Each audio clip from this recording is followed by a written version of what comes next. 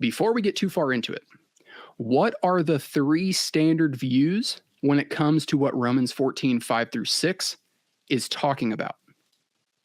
Yeah, thanks for asking, Miles, because to really locate my thesis about this passage and the interpretation that I'll expound on, we really have to begin with what has been thought to be the main exegetical options by interpreters really for centuries. So the main options go like this. When it comes to verses 5 and 6 of the passage, the only two verses dealing with the matter of days and the keeping of days, the predominant position today is what you might call the non-Sabbatarian reading of the passage.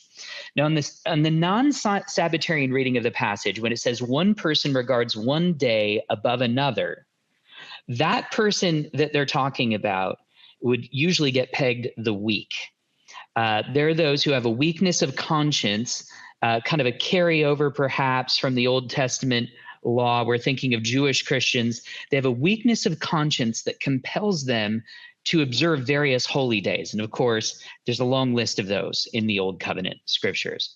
And then when it goes on to say that another person regards every day alike, it's thought that this is a mature perspective that understands that under the gospel and somehow in relation to the teachings of Christ, there are no holy days whatsoever.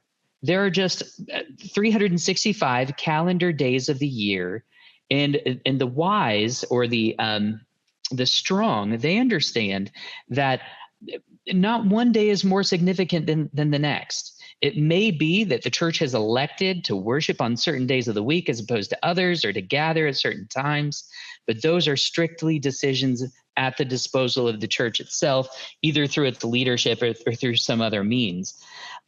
This is the non-Sabbatarian interpretation.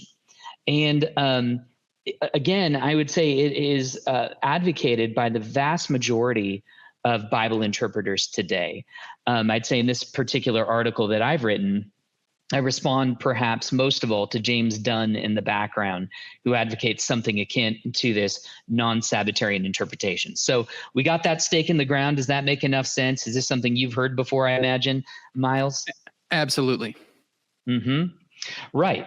And so next to that, what we'll call maybe the dominant view today, non-Sabbatarian interpretation, you have two variations on what you could call a Sabbatarian interpretation of the passage.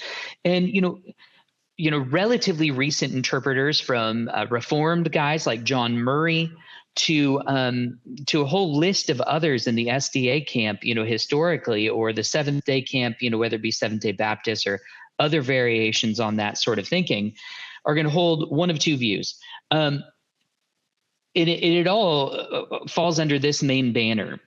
It's the idea that when Paul says one man esteems one day above another and another man esteems every day alike, it's somehow widely understood by everybody involved that we're only talking about the larger list of annual holy days in the Old Testament. It was understood by all parties in discussion that the weekly Sabbath, the weekly hebdomadal one in every 7 day time of gathering, was beyond the pale of discussion. And he's only dealing with a dispute pertaining to annual and maybe monthly holy days. And then there's a whole list of discussion. Is he maybe talking about people who felt conscience bound to keep even pagan holy days, which seems a bit far-fetched to me.